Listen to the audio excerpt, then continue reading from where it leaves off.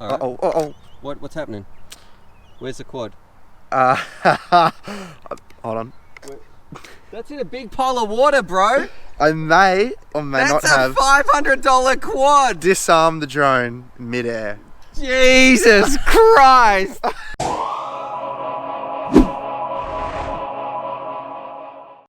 G'day, Stu from UAVfutures here, and today, well, what we're checking out, this is the Jumper T18. What we're going to do in this video, we're going to put it on the bench, break it down, look at the text and the specs, find out if this is the right radio for you, and then we're going out to the field, we're flying it around, and we're getting some other pilots' opinions as well. And before we get started, I want to say, regardless of what radio you are going to choose, it is one of the biggest investments you are going to make in the hobby. So you need to choose a radio that suits all your needs, caters to everything that you're going to do, and also, you don't want to get a really cheap radio, you don't want to buy a really expensive one if it's not going to have features that you're not going to use. You're going to be using the radio every single day. Please, don't skimp out on the radio. It is one of the best places where you can spend your money to get a radio that's going to suit you. Now, with that out of the way, let's dive right in and have a look at the Jumper T18, a bit of an overview. I've got it in the roof cam. Let me zoom this out a bit, actually. It's a little bit close.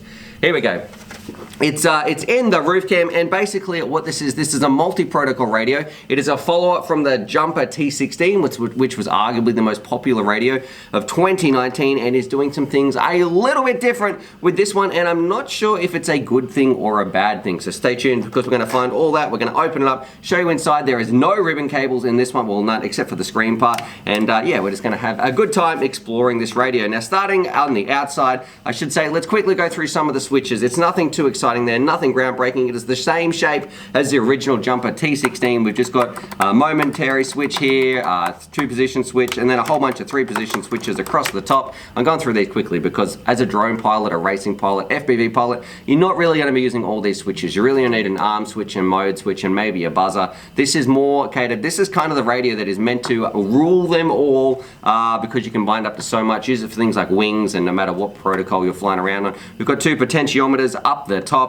We've also got some little sliders on each side. Nothing, I'm probably never going to use them in my entire life. You notice we do have 2 power switches, and that is because you can either hold it down to turn it off, or if you press them both at once, it just immediately turns off, which, look, I think is a nice little feature. It's got a big speaker in there, a couple of trims, and then let me just turn this on as well. Welcome to OpenTX. It does make a bit of a hissing noise when I turn it on, but then that does stop. We've got a scroll wheel here. Now, unfortunately, this is just a little bit of plastic. It's not like a metal one, which is on the Jumper T16. Then you've just got your simple menu navigation buttons. If we flip it over, you can see, sorry, mine doesn't have any screws in here. It's only got one little rubber piece on the outside. Let me take that off as well. It feels quite nice in the hands, but once that's out of the way, if we flip it over, you can see we've got our little battery bay, which is, oh, what did I do there?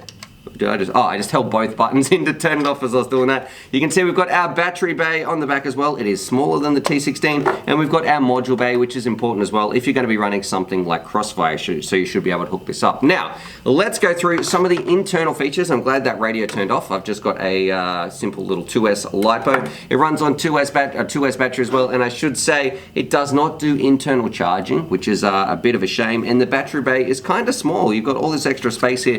Would have been nicer, I know, on the Radio Master as well. They've got a bigger battery base, so already it seems to be a little bit behind the ball versus some of the competitors. But what special features does it offer, Stuart? What makes the Jumper T18, I guess, what features does it offer that none of the other radios do out there? And this is what I'm going to show you. So if we open it up, it should, oh, and we've also got a folding handle as well. If we open it up, this should come apart nicely. Do I have to let's take this antenna off.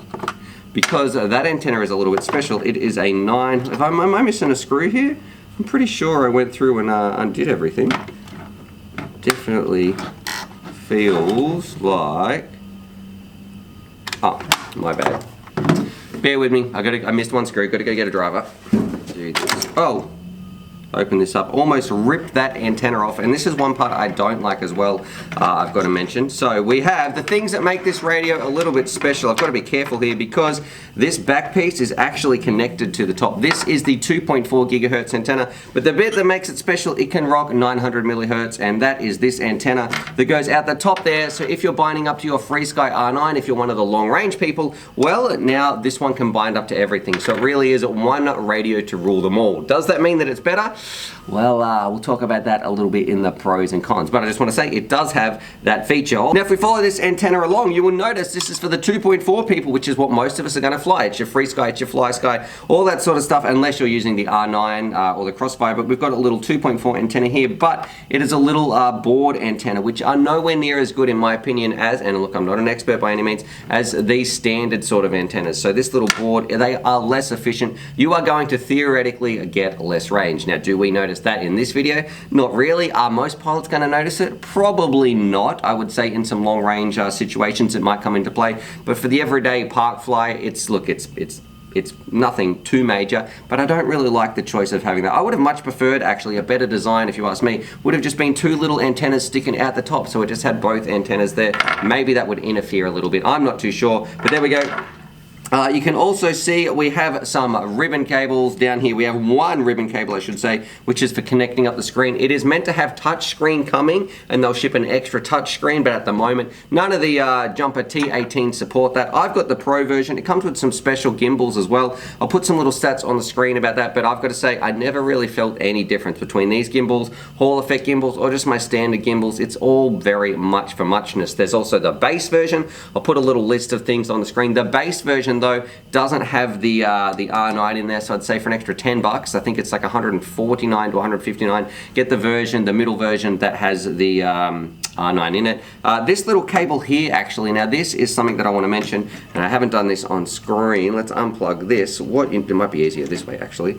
What you need to do is unplug this, because these can get caught up in your gimbal. So if you see that, that's very close to your gimbal right here. What you want to do, and this is a recommendation from Jumper as well, if you have one of these, make sure you get this and twist this little cable, and so none of those wires are going to get caught in anything.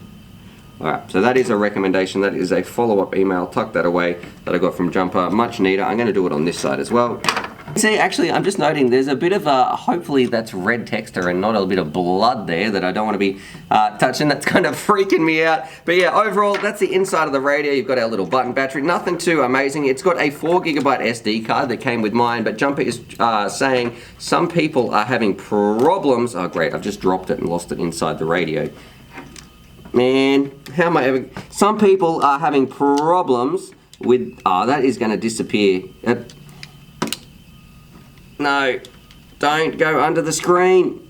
All right, we're going to leave that there. We're going to cut when I finish this. All in all, it's offering a lot of features, but it's doing some things a little bit differently. What I want to do, we're going to go out to the field now, and then we're going to come back. We're going to talk about the pros and the cons, who this radio is for, where it's missed the mark in some parts, where it's handy, and what are my final recommendations. So I'm going to close this back up, get that little SD card back in there, and then have some fun in the field in 3, 2, 1. Whoop. Radio out here in the field. Let's do it. You've seen it on the bench, the breakdown, the Jumper T18. It won't be a range test. We're not going to be doing long range. I can link some other videos for that down below. I want to know what's it like on the sticks, how does it perform, and we'll also hand it over to Granger, who's over here, and behind the camera we've got GT. We'll find out, is this radio going to be for you? You know, just what's it like, because it's the new kid on the block. So let's rip it around, have some fun. Of course, I'm just going to show you some DVR as well. Can turn my goggles on. I think I'm on R3 for this one. And what I love about Sky Zone is you can cycle through so quickly. There we go, R band, channel 3. Hopefully that boots up in just a second. Start my DVR. Boom. It's nice. Oh, and we're back to 16:9. Man, I love 16:9. All right, let's do it. So, right now, the first thing I want to mention, this little scroll wheel right here is so finicky. You just have to breathe on it and it will change. So when you're trying to adjust something with a minute detail, it can be very, very annoying scrolling through the menus on the radio itself. The rest of it, it feels very much like the original Jumpers, the Jumper T16, the T18s. We're not doing R9, we just got a standard 2.4 in here, flying around. Let's do it. See if we can notice any kind of difference. Quad is armed. It is good to be back with my Sky Zones. Actually, I missed them. God, I love the picture in these things. But the radio itself, so, you know, the spring tension, this is straight out of the box as well. I think the spring tension feels fine. Nice gimbals. Let's do some full rotations right here. See what it's like. All right, you know, it just feels like a normal radio. When they almost hit a pigeon was coming straight at me. It just feels like a normal kind of radio. Nothing too exciting. I know there's some other competitors out there on the market too, like the Jumper T16 or you've got some other T16s.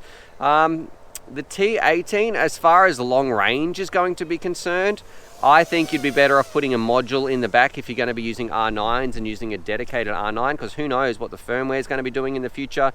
Is FrSky going to lock out like different radios like this? So it could be a little bit of a gamble and maybe a bit of a gimmick as well. And the other part I have noticed, look, I'm not getting any range issues. It all seems totally fine out here, but it has a little board antenna in here, which I don't think is as good as a traditional dipole antenna. Now, that's not affecting my flying whatsoever.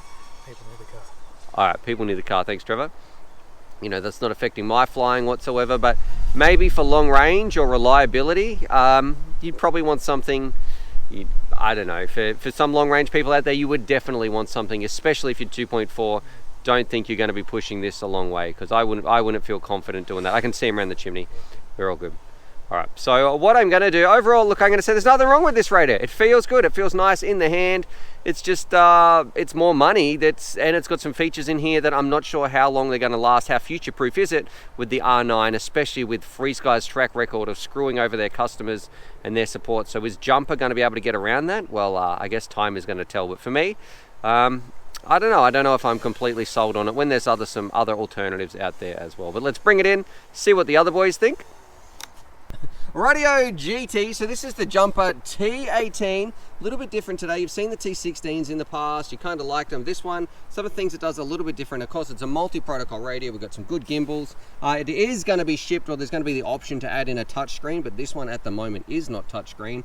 But the big one, it can hook up to like your R9s. Currently, your R9s, you can hook this up to. I don't know if some things are going to change in the future, but at the moment, if you wanted to, you can hook it up to the R9. We're just flying around on 2.4 at the moment. So first impressions, once that's all out of the way. Well, it looks the same as all the other radios. The other models, except this has got a fold-down handle. Yeah, so most of them don't, use the stick out. Do you like that idea? Yeah, I reckon that's a great idea.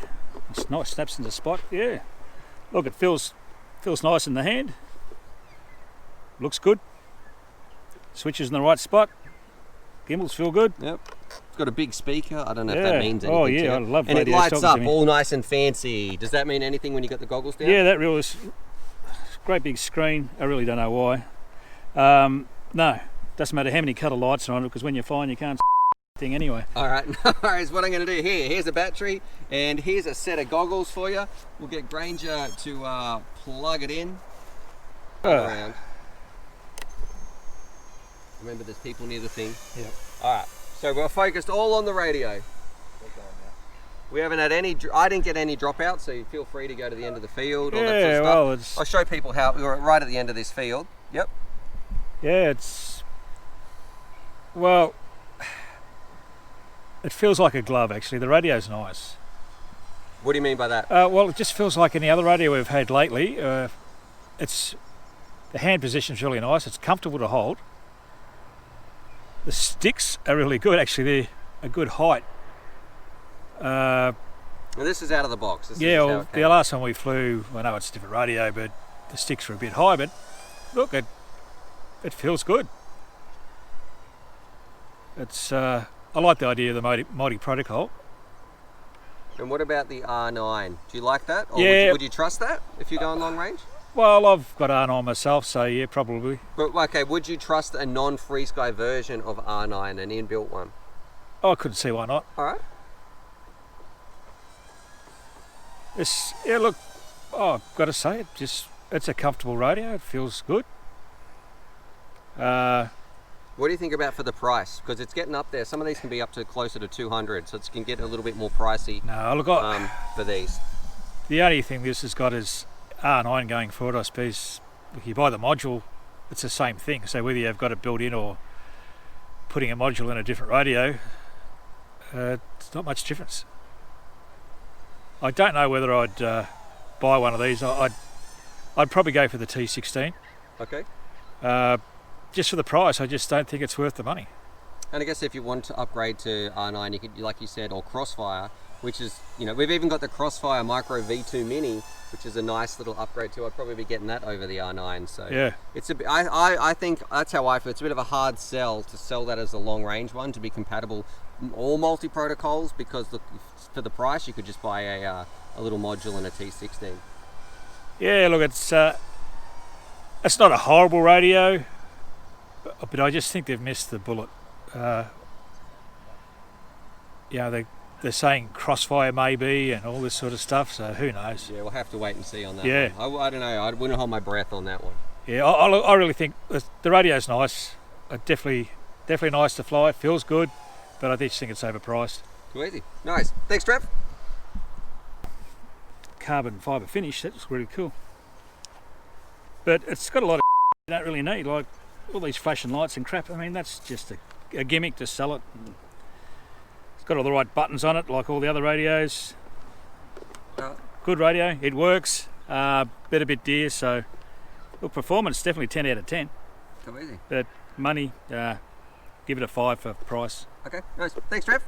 Radio, our resident racer, Granger. You're here with the Jumper T18. Now, you've used the T16s in the past, maybe? Have you tried them out Look, I've before? had a few little goes, but I haven't really sat down and had a good look at it and a good go. So Okay. this will sort of be the first time I'll be flying one of these sort of radios. How's it feel in the hand? For a pinch, look, I fly the X9D, and I feel like the gimbals are a lot further down than these are. These are up really high, so they feel alright. There's definitely feels better in my hand than like the old Free Sky Xbox sort of controller. So And like the X-Lite that I'd make you fly and stuff. X-Lite, yeah, I'm not a fan of those controls. This feels nice, so I'm looking forward to seeing how it goes. And you fly Crossfire most of the time. I fly too, don't you? Crossfire now, yeah. This has made some claims maybe to be able to do Crossfire in the future. I don't ever think that's going to happen. So would you recommend doing this, or do you just like getting the Crossfire modules and stay in pure TBS? I'd much rather just do Crossfire and TBS, because it's like, if you're a big racer and you do overseas races and stuff like that, like when I went to China, you had to run Crossfire. Can't run Crossfire, I wouldn't buy it, and a lot of other races wouldn't buy it either, because majority of races use What about Crossfire. it combined up to the R9? R9, I've never really done much with R9, but I mean, I know a lot of people still use R9 and have R9, so I mean that's good. So that would be a big tick for them. I just want to try it out and see how it goes. Let's do it. You're away. You're on the sticks. Ooh. What's up? Just got a decent. Yeah, I feel very comfortable with these. I actually really like them with the smaller sticks compared to what I'm used to. Yeah, no, this is sort of what I usually run. I feel very comfortable with this. I thought you were going to slam it. Okay. No, this is nice. I really like this style of radio. I've never been a fan of those Xbox style ones. Do you use a neck strap when you're flying? Yeah, I noticed do. You're pressing against your I chest always So- use neck straps, but All right. What's happening? Where's the quad? hold on. That's in a big pile of water, bro. I may or may not That's a have $500 quad. disarmed the drone midair. Jesus Christ. We're in a huge, I saw all this water spraying out. Okay, so That's I don't a- like the radio anymore. It's What happened? something flawed with the radio. What It happened? just disarmed itself, maybe. Did it really, or was that you? I want to know the truth my here. 'cause- finger hit the disarm switch. Okay, so which it wasn't made the radio, disarm. it was you flicking the switch. Welcome back, Granger. Yeah. What have you done? I'm notorious for breaking your expensive things. Is it still in the paddock? Yeah, Yeah, it's still yeah. Plugged in. The last time I said it was over here. No, I saw all this water just spraying up over here. Well, there's no smoke, so that looks good. It's all still plugged in. I don't think it's in a puddle of water. Might be. All Well, check the puddles first. right. No, It's not in water? it's all good. Not smoking. Damn. It's all good. All right, okay, Granger. No. Final thoughts. This- It's just a bit wet. Can we unplug that? Let's unplug It's, that. Granger, the experienced racer. Yeah. I'm just Did we crash experienced this, the crashing. Stu? No. We didn't. What did it Crash land in? test. Okay, just a lot of long grass. I Yeah. saw this stuff spraying up. It's a bit wet here, but not too bad. You're lucky, boy. Well done, you're the only one that up. Granger. Okay. Final thoughts on the jumper before you hit the disarm No, switch. it's a nice radio. There's nothing wrong with the feel of it. Sticks are really little, so you can reach the end movement really quick, which is nice for races.